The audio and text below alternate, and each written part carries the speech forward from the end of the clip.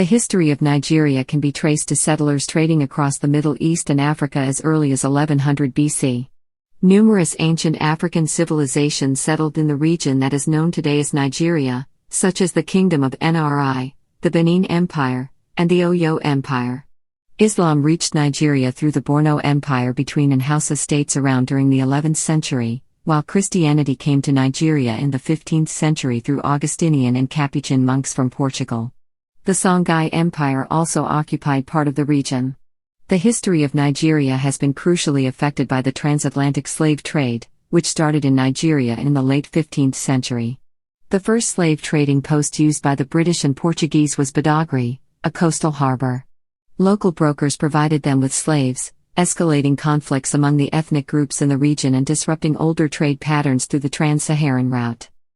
Lagos was invaded by British forces in 1851 and formally annexed in the year 1865. Nigeria became a British protectorate in 1901.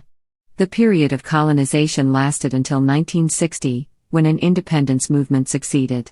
Nigeria first became a republic in 1963, but succumbed to military rule 3 years later, after a bloody coup d'état.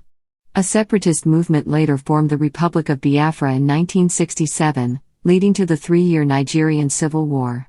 Nigeria became a republic once again after a new constitution was written in 1979. However, the republic was short-lived, as the military seized power again and ruled for 10 years. A new republic was planned to be established in 1993, but was aborted by General Sani Abacha. Abacha died in 1998 and a fourth republic was later established the following year, which ended 3 decades of intermittent military rule. Early history. Archaeological research, pioneered by Charles Thurston Shaw, has shown that people were already living in southeastern Nigeria 100,000 years ago. Excavations in Ugwa, Afikpo and Suka show evidence of long habitations as early as 6000 BC. However, by the 9th century AD, it seems clear that Igbos had settled in Igboland. Shaw's excavations at Igbo Ukwu, Nigeria, revealed a 9th century indigenous culture that created highly sophisticated work in bronze metalworking, independent of Arab or European influence in centuries before other sites that were better known at the time of discovery.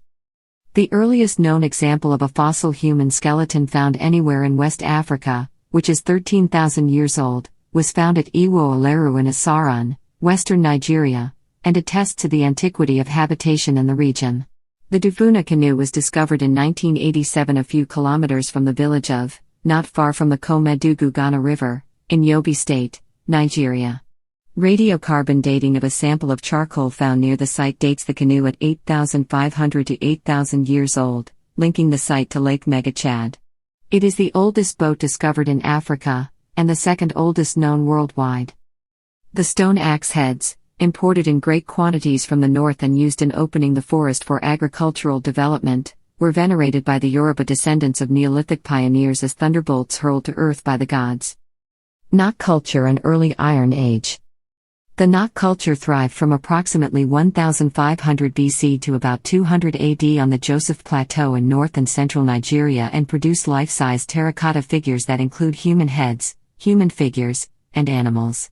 Iron smelting furnaces at Taruga, a Nok site, date from around 600 BC.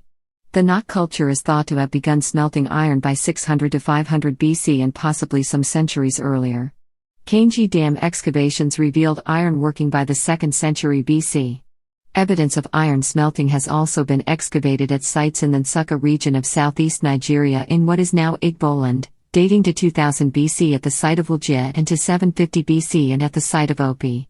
The transition from Neolithic times to the Iron Age apparently was achieved indigenously without intermediate bronze production. Others have suggested that the technology moved west from the Nile Valley, although the Iron Age in the Niger River Valley and the forest region appears to predate the introduction of metallurgy in the upper savanna by more than 800 years. The earliest iron technology in West Africa has also been found to be contemporary with or predate that of the Nile Valley in North Africa, and some archaeologists believe that iron metallurgy was likely developed independently in sub-Saharan West Africa. The Golden Age. This age was between the 14th and 16th centuries. During this time, the demand for gold increased due to Islamic states wanting to change their currencies to gold. as well as European countries. This demand led to an increase in Trans-Saharan trade. Hausa Kingdoms.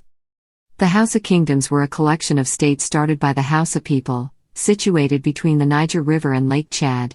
Their history is reflected in the Bayajida legend, which describes the adventures of the Baghdadi hero Bayajida culminating in the killing of the snake in the well of Dora and the marriage with the local queen Magagia Dorama.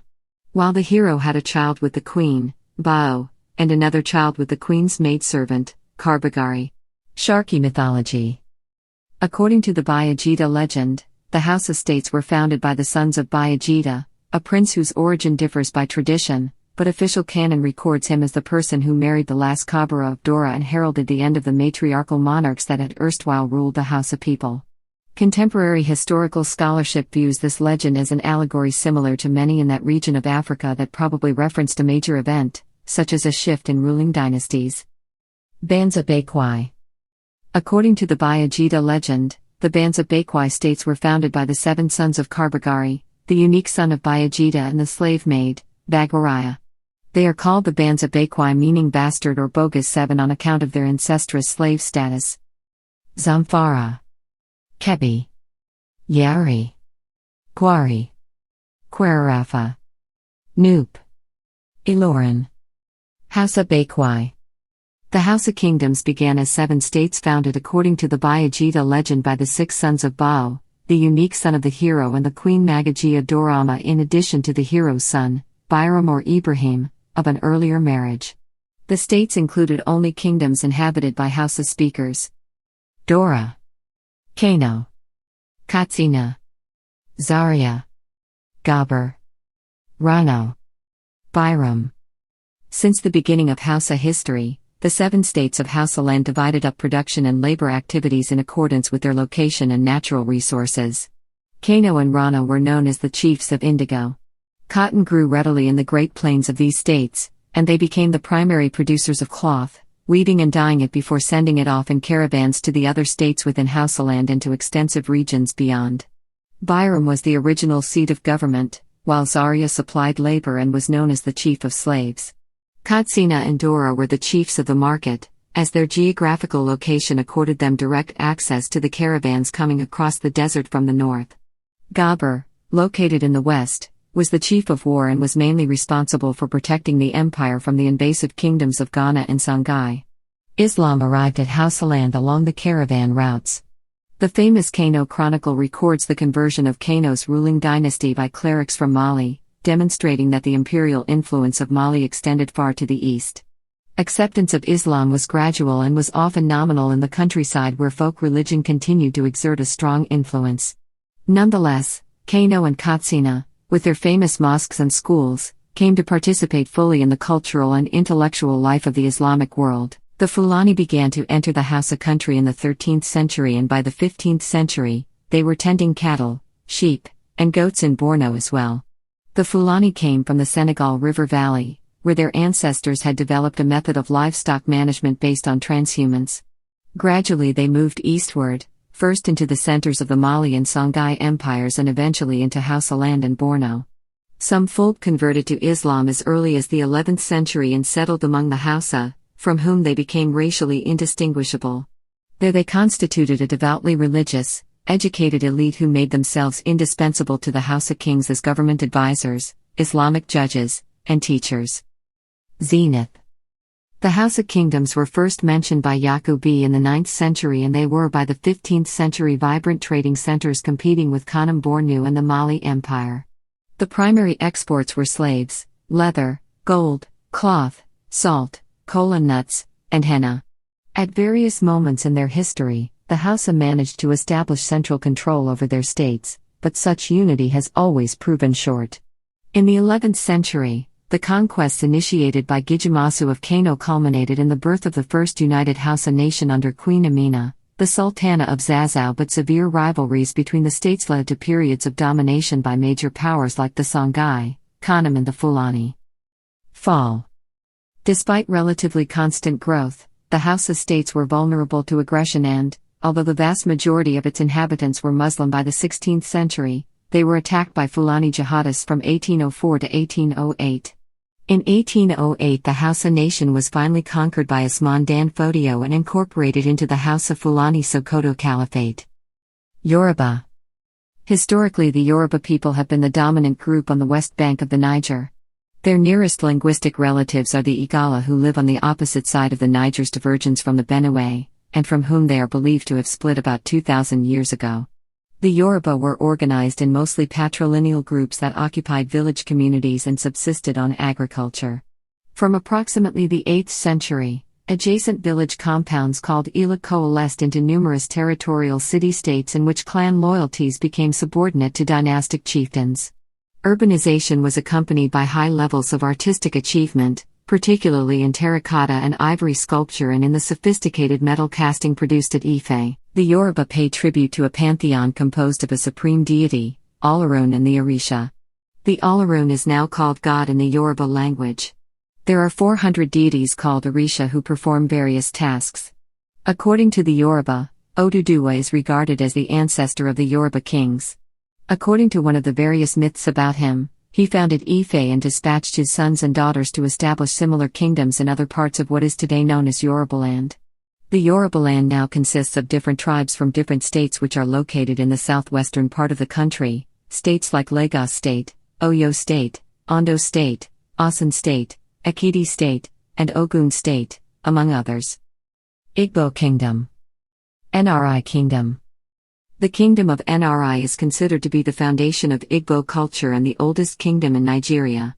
Nri and Aguileri, where the Igbo creation myth originates, are in the territory of the Nri clan, who trace their lineages back to the patriarchal king figure, Iri. Iri's origins are unclear, though he has been described as a sky being sent by Chukwu. He has been characterized as having first given societal order to the people of Anambra. Archaeological evidence suggests that Nri hegemony in Igboland may go back as far as the 9th century, and royal burials have been unearthed dating to at least the 10th century. Iri, the godlike founder of Nri, is believed to have settled in the region around 948 with other related Igbo cultures following in the 13th century. The first Nri, Ifakuanem, followed directly after him. According to Igbo oral tradition, his reign started in 1043. At least one historian puts Ifakuanem's reign much later, around 1225. Each king traces his origin back to the founding ancestor, Iri. Each king is a ritual reproduction of Iri. The initiation rite of a new king shows that the ritual process of becoming a Zinri follows closely the path traced by the hero in establishing the Nri kingdom. Elikuku Uzukwu. Nri and Aguileri and part of the Umueri clan, a cluster of Igbo village groups which traces its origins to a sky being called Iri and significantly, includes the neighboring kingdom of Igala. Elizabeth Alo Isichi.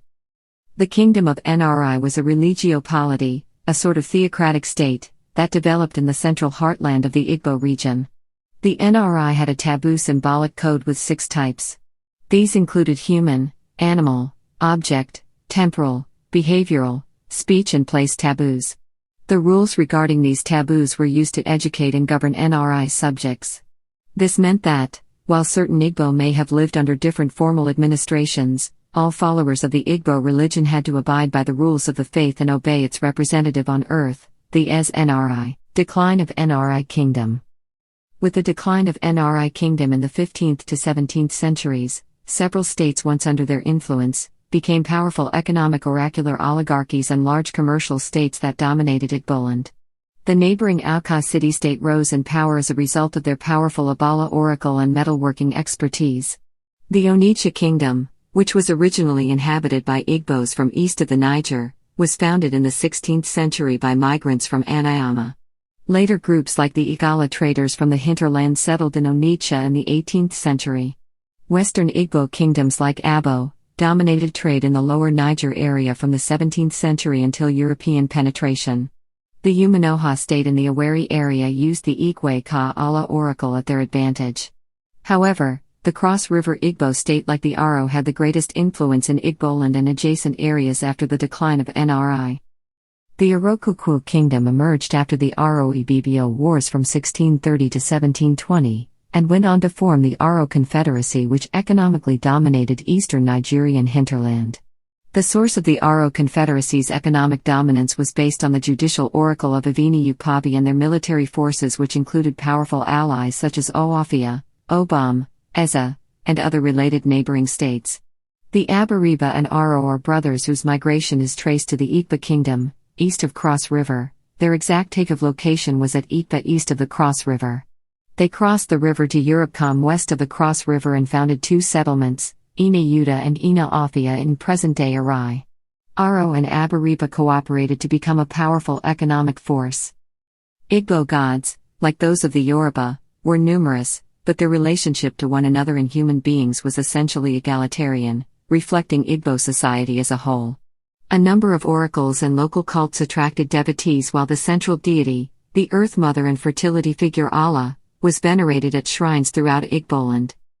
The weakness of a popular theory that Igbos were stateless rests on the paucity of historical evidence of pre-colonial Igbo society. There is a huge gap between the archaeological finds of Igbo Ukwu, which reveal a rich material culture in the heart of the Igbo region in the 8th century, and the oral traditions of the 20th century. Benin exercised considerable influence on the Western Igbo, who adopted many of the political structures familiar to the Yoruba Benin region, but Asaba and its immediate neighbors, such as Ibusa, Agwashi Ukwu, Okpanam, Izel Azegba and Izel Ukwu, were much closer to the Kingdom of Nri. Alfega was the queen for the Onitsha Igbo. Igbo and Mabana. Early states before 1500. The early independent kingdoms and states that make up present-day British colonialized Nigeria are Benin Kingdom, Borgu Kingdom, Fulani Empire, Hausa Kingdoms, Kanem Bornu Empire, Kwerarafa Kingdom, Ibibio Kingdom, Nri Kingdom, Nupe Kingdom, Oyo Empire, Songhai Empire, Wari Kingdom, Oyo and Benin.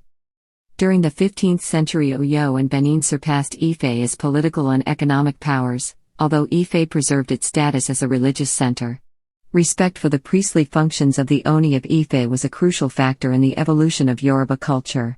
The Ife model of government was adapted at Oyo, where a member of its ruling dynasty controlled several smaller city-states. A state council named the Alafin and acted as a check on his authority. Their capital city was situated about 100 kilometers north of present-day Oyo. Unlike the forest-bound Yoruba kingdoms, Oyo was in the savannah and drew its military strength from its cavalry forces, which established hegemony over the adjacent Nupe and the Borgu kingdoms and thereby developed trade routes farther to the north. The Benin Empire was a pre-colonial African state in what is now modern Nigeria. It should not be confused with the modern-day country called Benin, formerly called Dahomey. Northern kingdoms of the Sahel. Trade is the key to the emergence of organized communities in the Sahelian portions of Nigeria. Prehistoric inhabitants adjusting to the encroaching desert were widely scattered by the 3rd millennium BC, when the desiccation of the Sahara began. Trans-Saharan trade routes linked the western Sudan with the Mediterranean since the time of Carthage and with the Upper Nile from a much earlier date, establishing avenues of communication and cultural influence that remained open until the end of the 19th century. By these same routes, Islam made its way south into West Africa after the 9th century. By then a string of dynastic states, including the earliest Hausa States, stretched into western and central Sudan. The most powerful of these states were Ghana, Gao, and Kanem, which were not within the boundaries of modern Nigeria but which influenced the history of the Nigerian savannah. Ghana declined in the 11th century but was succeeded by the Mali Empire, which consolidated much of western Sudan in the 13th century. Following the breakup of Mali, a local leader named Sunni Ali founded the Songhai Empire in the region of Middle Niger and western Sudan and took control of the Trans-Saharan trade. Sunni Ali seized Timbuktu in 1468 and Janneh in 1473, building his regime on trade revenues and the cooperation of Muslim merchants. His successor Askia Muhammad Touré made Islam the official religion, built mosques, and brought Muslim scholars, including al-Maghili, the founder of an important tradition of Sudanic African Muslim scholarship, to Gao. Although these Western empires had little political influence on the Nigerian savannah before 1500, they had a strong cultural and economic impact that became more pronounced in the 16th century, especially because these states became associated with the spread of Islam and trade. Throughout the 16th century, much of northern Nigeria paid homage to Songhai in the west or to Borno, a rival empire in the east. Borno Empire. Borno's history is closely associated with Kanem, which had achieved imperial status in the Lake Chad basin by the 13th century. Kanem expanded westward to include the area that became Borno. The Mai of Kanem and his court accepted Islam in the 11th century, as the Western empires also had done. Islam was used to reinforce the political and social structures of the state, although many established customs were maintained. Women, for example, continued to exercise considerable political influence. The Mai employed his mounted bodyguard and an inchoate army of nobles to extend Kanem's authority into Borno. By tradition, the territory was conferred on the heir to the throne to govern during his apprenticeship. In the 14th century, however, dynastic conflict forced the then ruling group and its followers to relocate in Borno, where as a result the Kanuri emerged as an ethnic group in the late 14th and 15th centuries. The civil war that disrupted Kanem in the second half of the 14th century resulted in the independence of Borno. Borno's prosperity depended on the trans-Saharan slave trade and the desert trade in salt and livestock. The need to protect its commercial interests compelled Borno to intervene in Kanem, which continued to be a theater of war throughout the 15th century and into the 16th century. Despite its relative political weakness in this period, Borno's court and mosques under the patronage of a line of scholarly kings earned fame as centers of Islamic culture and learning. Pre-colonial states, 1800 to 1948. Savannah states. During the 16th century, the Songhai Empire reached its peak, stretching from the Senegal and Gambia rivers and incorporating part of Hausaland in the east. Concurrently, the Saifawa dynasty of Borno conquered Kanem and extended control west to Hausa cities not under Songhai authority. Largely because of Songhai's influence, there was a blossoming of Islamic learning and culture. Songhai collapsed in 1591 when a Moroccan army conquered Gao and Timbuktu. Morocco was unable to control the empire, and the various provinces, including the Hausa States, became independent. The collapse undermined Songhai's hegemony over the Hausa States and abruptly altered the course of regional history. Borno reached its pinnacle under Mai Idris Aloma, during whose reign Kanem was reconquered. The destruction of Songhai left Borno uncontested, and until the 18th century Borno dominated northern Nigeria. Despite Borno's hegemony, the Hausa States continued to wrestle for ascendancy. Gradually Borno's position weakened. Its inability to check political rivalries between competing Hausa cities was one example of this decline. Another factor was the military threat of the Tuaregs centered at Agadez, who penetrated the northern districts of Borno. The major cause of Borno's decline was a severe drought that struck the Sahel and Savannah from in the middle of the 18th century. As a consequence, Borno lost many northern territories to the Tuareg, whose mobility allowed them to endure the famine more effectively. Borno regained some of its former might in the succeeding decades, but another drought occurred in the 1790s, again weakening the state. Ecological and political instability provided the background for the Jihad of Usman Dan Fodio. The military rivalries of the Hausa States strained the region's economic resources at a time when drought and famine undermined farmers and herders. Many Fulani moved into Hausaland and Borno, and their arrival increased tensions because they had no loyalty to the political authorities, who saw them as a source of increased taxation. By the end of the 18th century, some Muslim ulama began articulating the grievances of the common people. Efforts to eliminate or control these religious leaders only heightened the tensions, setting the stage for jihad. According to the Encyclopedia of African History, it is estimated that by the 1890s the largest slave population of the world, about 2 million people, was concentrated in the territories of the Sokoto Caliphate. The use of slave labor was extensive, especially in agriculture. Akwa Akba.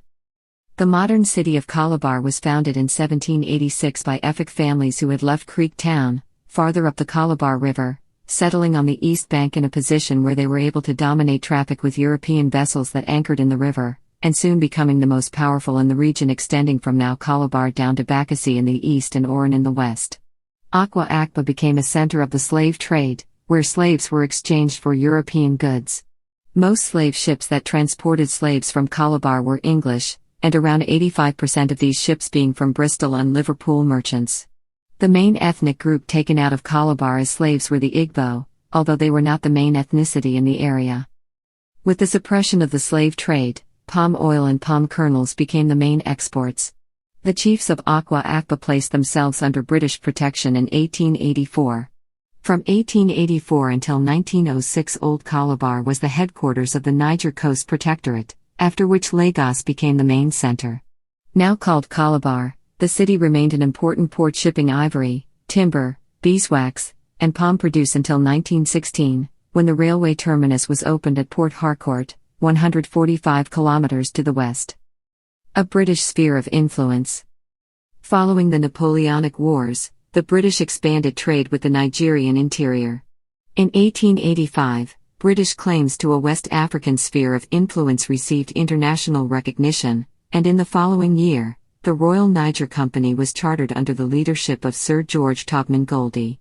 On the 31st of December 1899, the charter for the Royal Niger Company was revoked by the British government, and the sum of £865,000 was paid to the company as compensation. The entire territory of the Royal Niger Company came into the hands of the British government.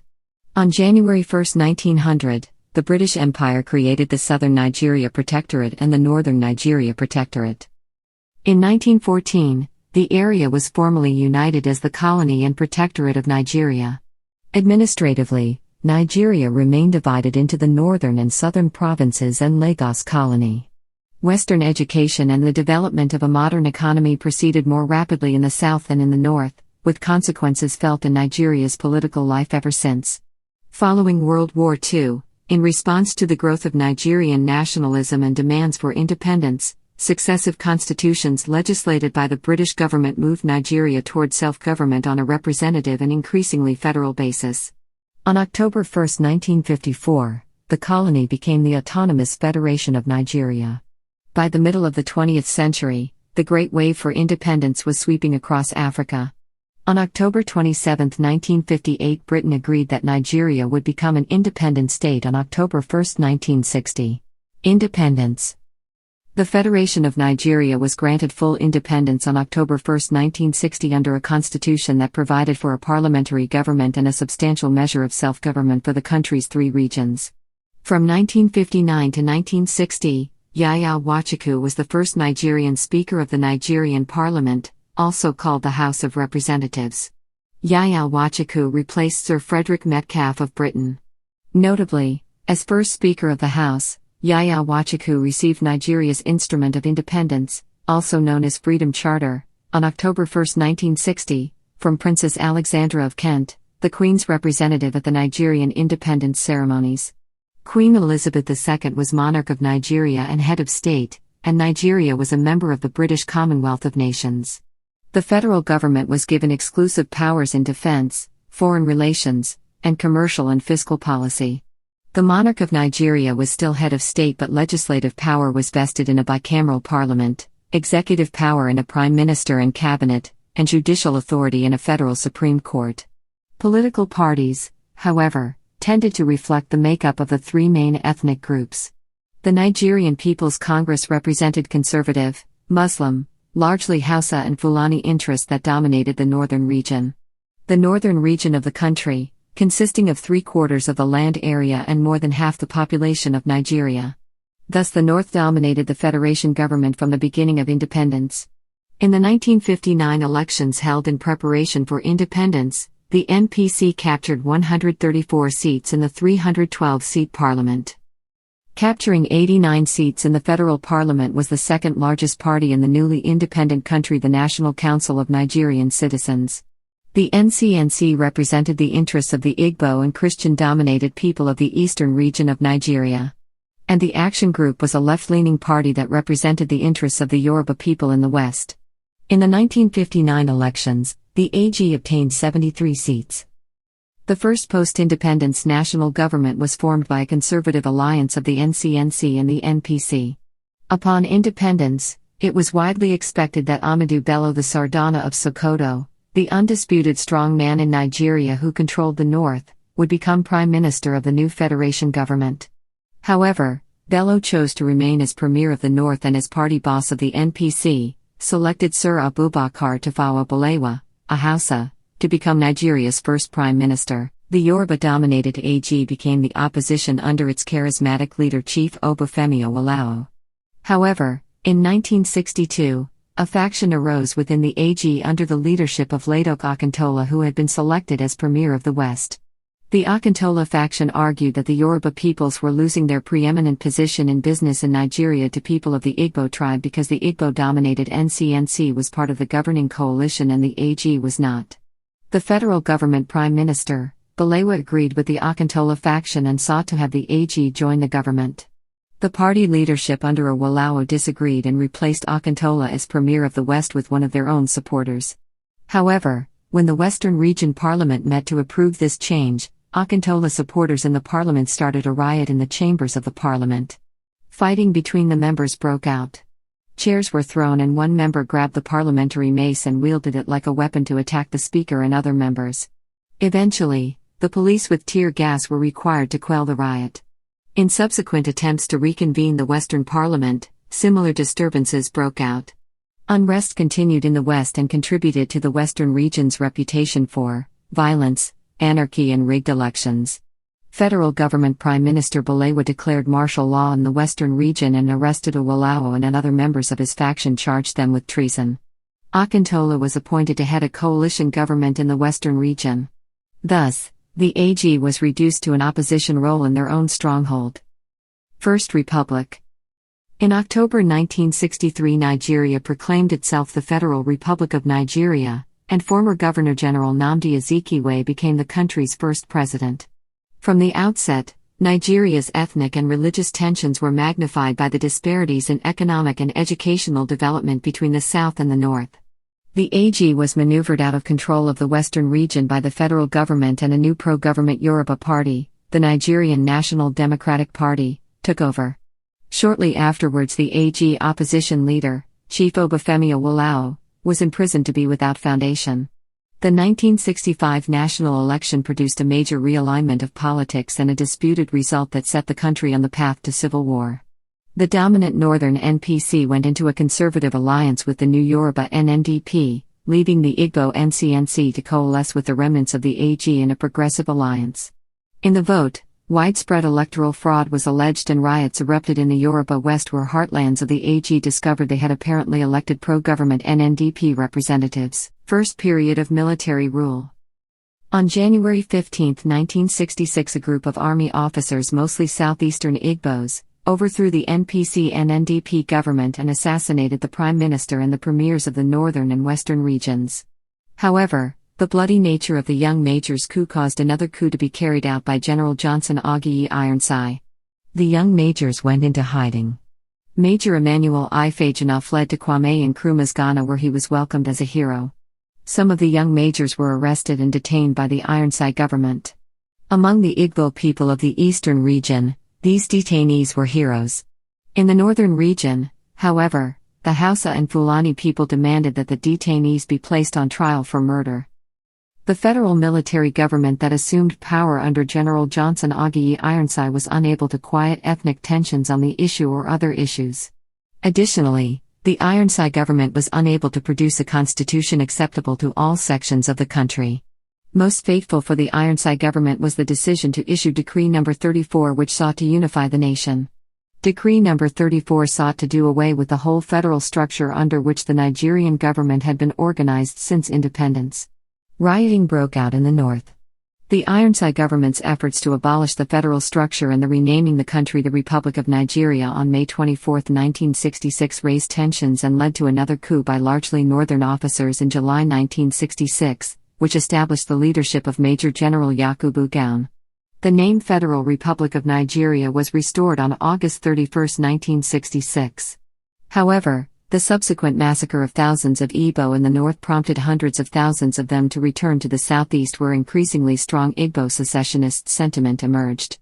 In a move towards greater autonomy to minority ethnic groups, the military divided the four regions into 12 states. However, the Igbo rejected attempts at constitutional revisions and insisted on full autonomy for the East.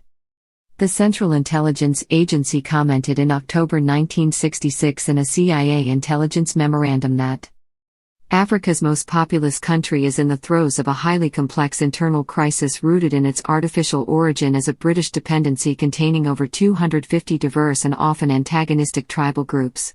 The present crisis started with Nigerian independence in 1960, but the federated parliament hid serious internal strains. It has been in an acute stage since last January when a military coup d'état destroyed the constitutional regime bequeathed by the British and upset the underlying tribal and regional power relationships. At stake now are the most fundamental questions which can be raised about a country, beginning with whether it will survive as a single viable entity. The situation is uncertain, with Nigeria is sliding downhill faster and faster, with less and less chance unity and stability. Unless present army leaders and contending tribal elements soon reach agreement on a new basis for the association and take some effective measures to halt the seriously deteriorating security situation, there will be increasing internal turmoil, possibly including civil war. On May 29, 1967, Lieutenant Colonel Emeka Ojukwu, the military governor of the eastern region who emerged as the leader of increasing Igbo secessionist sentiment, declared the independence of the eastern region as the Republic of Biafra on May 30, 1967. The ensuing Nigerian civil war resulted in an estimated 3.5 million deaths before the war ended with Gowon's famous No Victor, No Vanquish speech in 1970. Following the Civil War, the country turned to the task of economic development. The U.S. intelligence community concluded in November 1970 that the Nigerian Civil War ended with relatively little rancor. The Igbos were accepted as fellow citizens in many parts of Nigeria, but not in some areas of former Biafra where they were once dominant. Igboland is an overpopulated, economically depressed area where massive unemployment is likely to continue for many years. The U.S. analysts said that Nigeria is still very much a tribal society, where local and tribal alliances count more than national attachment. General Yakubu Gowon, head of the federal military government, is the accepted national leader and his popularity has grown since the end of the war. The FMG is neither very efficient nor dynamic, but the recent announcement that it intends to retain power for 6 more years has generated little opposition so far. The Nigerian army, vastly expanded during the war, is both the main support to the FMG and the chief threat to it. The troops are poorly trained and disciplined, and some of the officers are turning to conspiracies and plotting. We think Gowon will have great difficulty in staying in office through the period which he said is necessary before the turnover of power to civilians. His sudden removal would dim the prospects for Nigerian stability. Nigeria's economy came through the war in better shape than expected. Problems exist with inflation, internal debt, and a huge military budget, competing with popular demands for government services. The petroleum industry is expanding faster than expected, and oil revenues will help defray military and social service expenditures. Nigeria emerged from the war with a heightened sense of national pride mixed with an anti-foreign sentiment, and an intention to play a larger role in African and world affairs. British cultural influence is strong, but its political influence is declining. The Soviet Union benefits from Nigerian appreciation of its help during the war, but is not trying for control.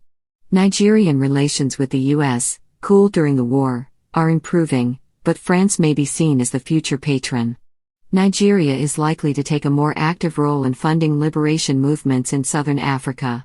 Lagos, however, is not perceived as the spiritual and bureaucratic capital of Africa. Addis Ababa has that role. Foreign exchange earnings and government revenues increased spectacularly with the oil price rises of 1973-74. On July 29, 1975, General Murtala Muhammad and a group of officers staged a bloodless coup, accusing General Yakubu Gowon of corruption and delaying the promised return to civilian rule. General Muhammad replaced thousands of civil servants and announced a timetable for the resumption of civilian rule by October 1, 1979. He was assassinated on February 13, 1976 in an abortive coup, and his chief of staff Lieutenant General Olusegun Obasanjo became head of state. Second Republic. A constituent assembly was elected in 1977 to draft a new constitution, which was published on September 21, 1978, when the ban on political activity was lifted. In 1979, 5 political parties competed in a series of elections in which Alhaji Shehu Shagari of the National Party of Nigeria was elected president. All 5 parties won representation in the National Assembly. During the 1950s prior to independence, oil was discovered off the coast of Nigeria. Almost immediately, the revenues from oil began to make Nigeria a wealthy nation. However, the spike in oil prices from $3 per barrel to $12 per barrel, following the Yom Kippur War in 1973 brought a sudden rush of money to Nigeria. Another sudden rise in the price of oil in 1979 to $19 per barrel occurred as a result of the lead-up to the Iran-Iraq War. All of this meant that by 1979, Nigeria was the sixth largest producer of oil in the world with revenues from oil of $24 billion per year. In 1982, the ruling National Party of Nigeria, a conservative alliance led by Shehu Shagari, had hoped to retain power through patronage and control over the Federal Election Commission. In August 1983, Shagari and the NPN were returned to power in a landslide with a majority of seats in the National Assembly and control of 12 state governments. But the elections were marred by violence, and allegations of widespread voter fraud included missing returns, polling places failing to open, and obvious rigging of results. There was a fierce legal battle over the results, with the legitimacy of the victory at stake. On December 31, 1983, the military overthrew the Second Republic. Major General Muhammadu Buhari emerged as the leader of the Supreme Military Council, the country's new ruling body. The Buhari government was peacefully overthrown by the SMC's third-ranking member General Ibrahim Babangida in August 1985. Babangida cited the misuse of power, violations of human rights by key officers of the SMC, and the government's failure to deal with the country's deepening economic crisis as justifications for the takeover. During his first days in office, President Babangida moved to restore freedom of the press and to release political detainees being held without charge. As part of a 15-month economic emergency plan, he announced pay cuts for the military, police, civil servants and the private sector. President Babangida demonstrated his intent to encourage public participation in decision-making by opening a national debate on proposed economic reform and recovery measures. The public response convinced Babangida of intense opposition to an economic recession. The abortive Third Republic. Head of State Babangida promised to return the country to civilian rule by 1990, which was later extended until January 1993. In early 1989, a constituent assembly completed a constitution, and in the spring of 1989 political activity was again permitted. In October 1989 the government established two parties, the National Republican Convention and the Social Democratic Party. Other parties were not allowed to register. In April 1990, mid-level officers attempted unsuccessfully to overthrow the government, and 69 accused plotters were executed after secret trials before military tribunals. In December 1990, the first stage of partisan elections was held at the local government level. Despite the low turnout, there was no violence, and both parties demonstrated strength in all regions of the country, with the SDP winning control of a majority of local government councils. In December 1991, state legislative elections were held, and Babangida decreed that previously banned politicians could contest in primaries scheduled for August. These were cancelled due to fraud, and subsequent primaries scheduled for September also were cancelled. All announced candidates were disqualified from standing for president once a new election format was selected. The presidential election was finally held on June 12, 1993. With the inauguration of the new president scheduled to take place August 27, 1993, the 8th anniversary of President Babangida's coming to power. In the historic June 12, 1993 presidential elections, which most observers deemed to be Nigeria's fairest, early returns indicated that wealthy Yoruba businessman MKO Abiola won a decisive victory. However, on 23 June, Babangida, using several pending lawsuits as a pretense, annulled the election, throwing Nigeria into turmoil. More than 100 were killed in riots before Babangida agreed to hand power to an interim government on August 27, 1993. He later attempted to renege on this decision, but without popular and military support, he was forced to hand over to Ernest Shonkin, a prominent nonpartisan businessman. Shonkin was to rule until elections scheduled for February 1994. Although he had led Babangida's transitional council since 1993, Shonkin was unable to reverse Nigeria's economic problems or to diffuse lingering political tension. Sani Abacha. With the country sliding into chaos, Defense Minister Sani Abacha assumed power and forced Shonkin's resignation on November 17, 1993. Abacha dissolved all democratic institutions and replaced elected governors with military officers. Although promising restoration of civilian rule, he refused to announce a transitional timetable until 1995. Following the annulment of the June 12 election, the United States and others imposed sanctions on Nigeria, including travel restrictions on government officials and suspension of arms sales and military assistance. Additional sanctions were imposed as a result of Nigeria's failure to gain full certification for its counter-narcotics efforts. Although Abacha was initially welcomed by many Nigerians, disenchantment grew rapidly. Opposition leaders formed the National Democratic Coalition, which campaigned to reconvene the Senate and other disbanded democratic institutions. On June 11, 1994, Mashood Kashimawo Oluwale Abiola declared himself president and went into hiding until his arrest on 23 June. In response, petroleum workers called a strike demanding that Abacha release Abiola and hand over power to him. Other unions joined the strike, bringing economic life around Lagos and the southwest to a standstill. After calling off a threatened strike in July, the Nigeria Labour Congress reconsidered a general strike in August after the government imposed conditions on Abiola's release. On August 17, 1994, the government dismissed the leadership of the NLC and the petroleum unions, placed the unions under appointed administrators, and arrested Frank Kokori and other labor leaders. The government alleged in early 1995 that military officers and civilians were engaged in a coup plot. Security officers rounded up the accused, including former head of state Obasanjo and his deputy, retired General Shu Musa Yar'Adua. After a secret tribunal, most of the accused were convicted and several death sentences were handed down. In 1994, the government set up the Ogoni Civil Disturbances Special Tribunal to try Ogoni activist Ken Saro-Wiwa and others for their alleged roles in the killings of 4 Ogoni politicians. The tribunal sentenced Saro-Wiwa and 8 others to death, and they were executed on November 10, 1995. On October 1, 1995, Abacha announced the timetable for a 3-year transition to civilian rule.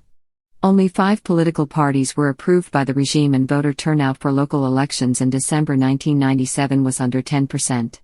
On December 20, 1997, the government arrested General Oladipo Diya, 10 officers, and 8 civilians on charges of coup plotting. The accused were tried before a General Victor Malu military tribunal, in which Diya and 5 others, late Gen A.K. Adisa, General Tajuddin Onruaju, late Kal U Akiyode, Major Soon Fatapi, and a civilian engineer Bola Adebanjo, were sentenced to death to die by firing squad. Abacha enforced authority through the federal security system, which is accused of numerous human rights abuses, including infringements on freedom of speech, assembly, association, travel, and violence against women. Abubakar's transition to civilian rule. Abacha died of heart failure on June 8, 1998, and was replaced by General Abdul Salami Abubakar. The Military Provisional Ruling Council under Abubakar commuted the sentences of those accused in the alleged coup during the Abacha regime and released almost all known civilian political detainees. Pending the promulgation of the constitution written in 1995, the government observed some provisions of the 1979 and 1989 constitutions. Neither Abacha nor Abubakar lifted the decree suspending the 1979 constitution, and the 1989 constitution was not implemented. The judiciary system continued to be hampered by corruption and lack of resources after Abacha's death. In an attempt to alleviate such problems, Abubakar's government implemented a civil service pay raise and other reforms.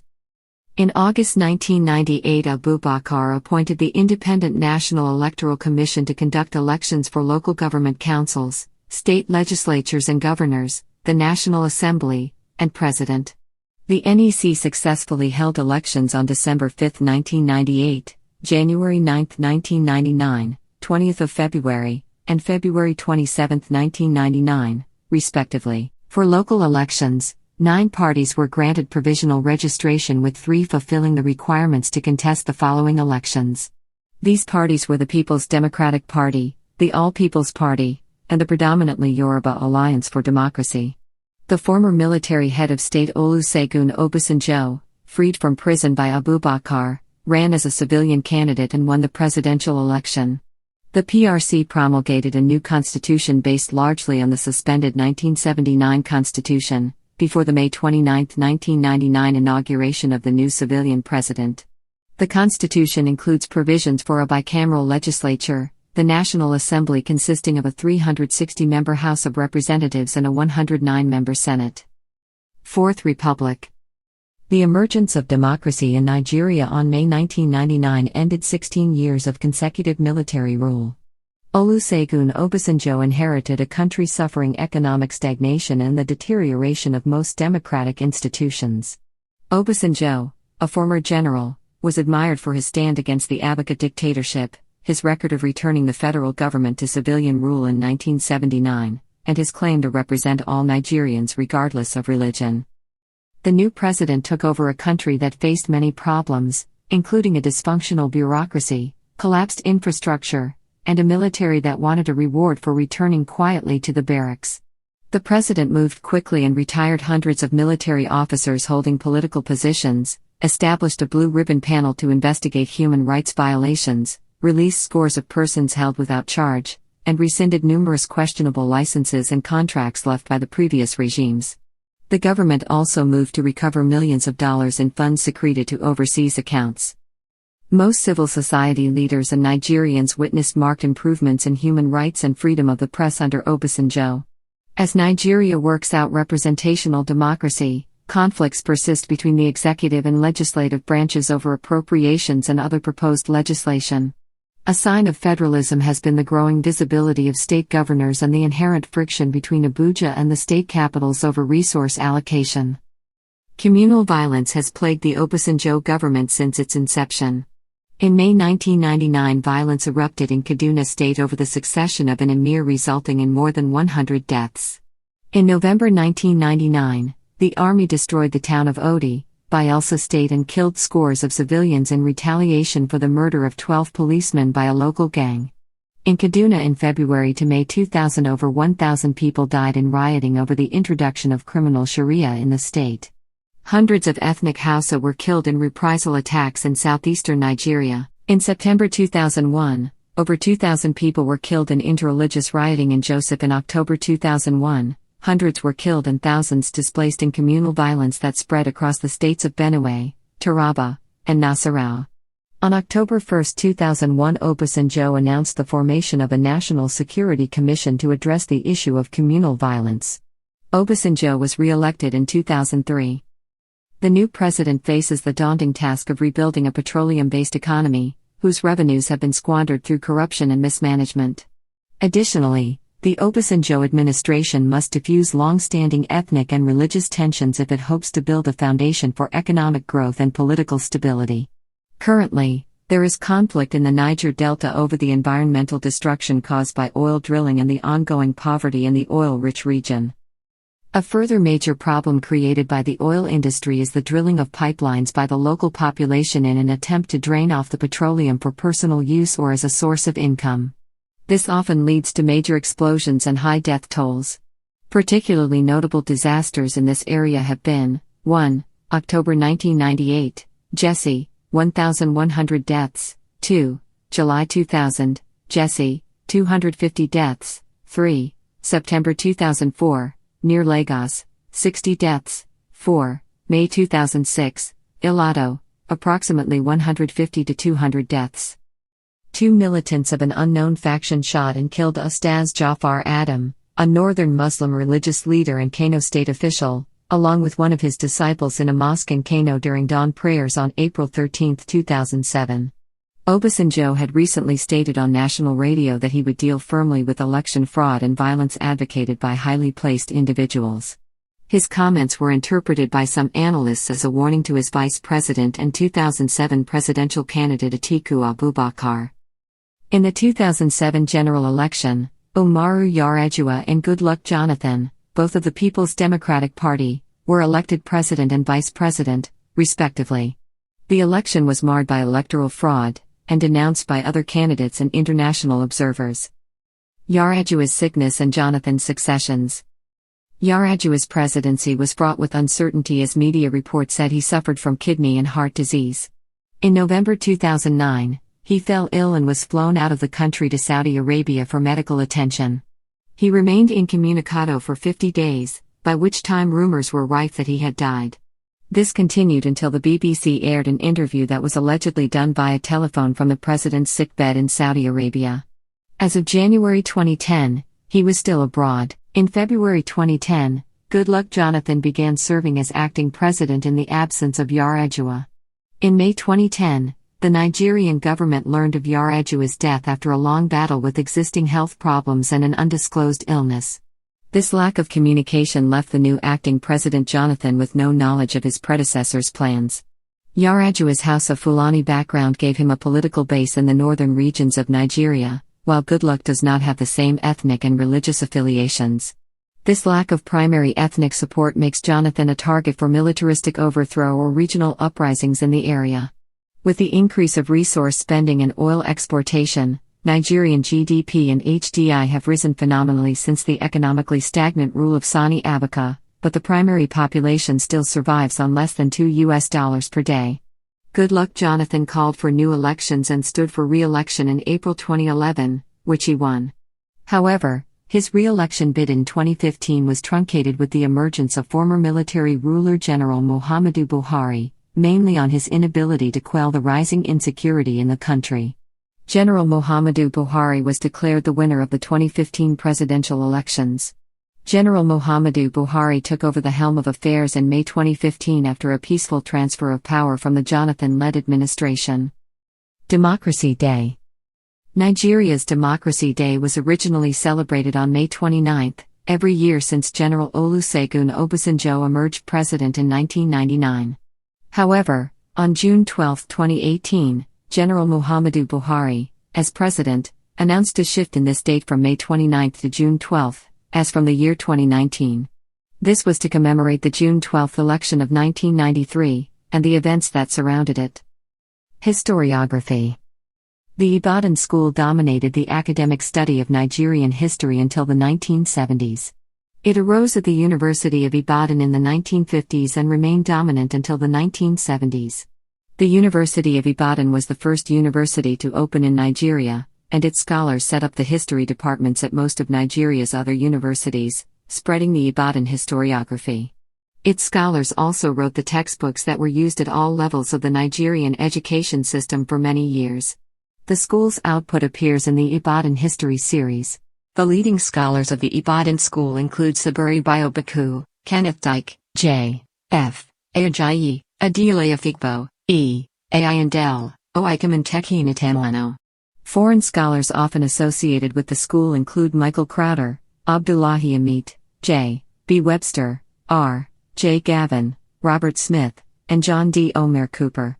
The school was characterized by its overt Nigerian nationalism, and it was geared towards forging a Nigerian identity through publicizing the glories of pre-colonial history.